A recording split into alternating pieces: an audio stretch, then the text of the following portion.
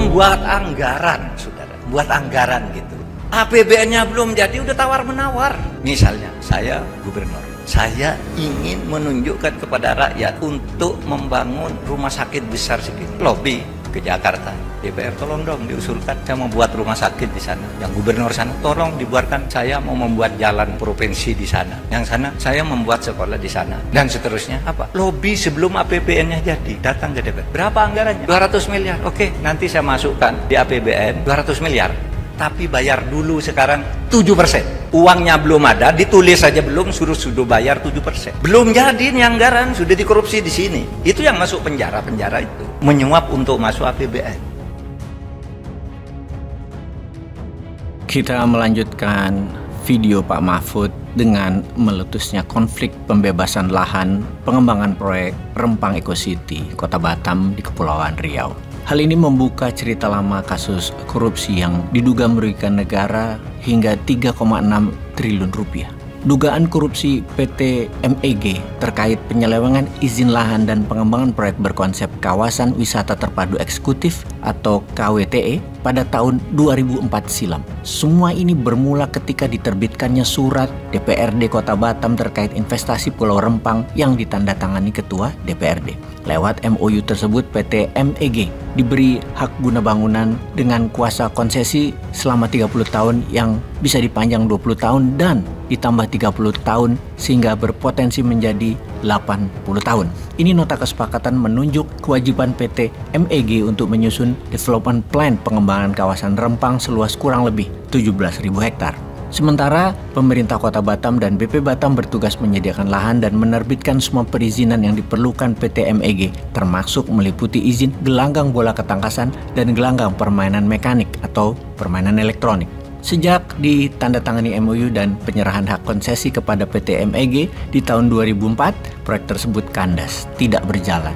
Di tahun 2007, terungkap kandasnya proyek disebabkan pemberian konsesi kepada PT MEG terindikasi korupsi dan merugikan negara senilai 3,6 triliun. Tapi mudah-mudahan ini memang bersih, tidak ada korupsinya. Tapi ini semua bagi kita ditunggu berita selanjutnya dari pejabat terkait tentang hal ini. Saat ini proyek ini kembali didesak realisasinya dan masuk daftar Program Strategis Nasional 2023, di mana salah satunya ada perusahaan terdaftar di Bursa Hong Kong Sini Internasional akan berinvestasi senilai 11,5 billion dolar atau setara 170 triliunan rupiah. Rencana investasi tersebut ditindaklanjuti pada 28 Juli 2023 lalu dalam bentuk tanda tangan MOU, yang mana salah satu butir penting kesepakatan MOU tersebut adalah pemerintah wajib menyediakan atau memenuhi kesiapan tanah prioritas seluas 1.154 hektar dengan menyerahkan tanah clean and clear dalam 30 hari ke depan.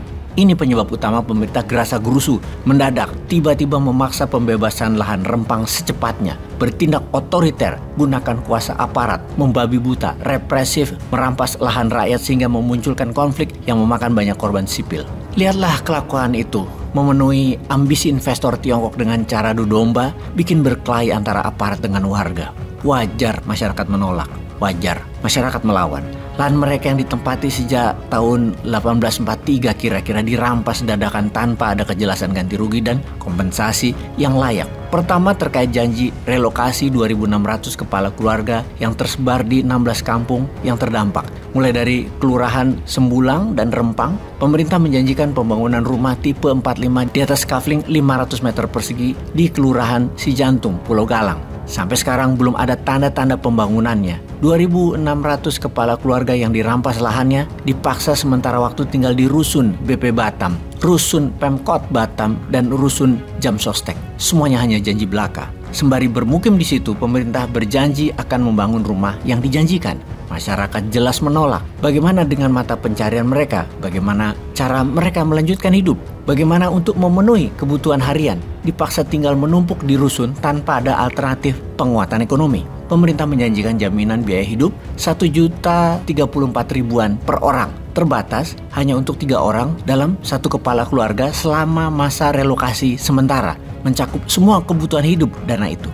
Bantuan tersebut justru menjebak ratusan ribu orang hidup di bawah kategori hidup layak, di bawah garis kemiskinan dengan angka tersebut. Bahkan dengan konyolnya pejabat menyebar kabar hoaks, rakyat udah terima ganti rugi. Ganti rugi dari mana? BP Batam aja ngaku belum beri ganti rugi lahan ke masyarakat apapun. Alasan penolakan penting lainnya adalah eksistensi budaya dan ajaran Melayu Islam yang ratusan tahun berjalan akan lenyap seketika. Yang bahaya laten lainnya, Eco City Rempang orientasinya meliputi pengembangan gelanggang bola ketangkasan dan gelanggang permainan mekanik elektronik, termasuk lokasi aneka hiburan modern, arena ketangkasan kaliber dunia. Mungkin ini mengimbangi pusat judi di Sentosa Island atau di kawasan Marina Bay Singapura ya maksudnya ya. Di mana juga Tiongkok akan menjadikan Rempang sebagai pusat pengembangan fasilitas hilirisasi pasir kuarsa dan pasir silika terbesar untuk memproduksi energi terbarukan, yaitu solar panel yang digunakan untuk menghasilkan listrik dari matahari.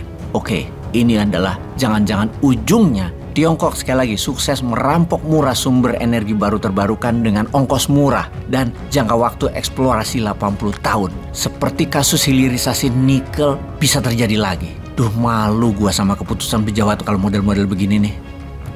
Peace.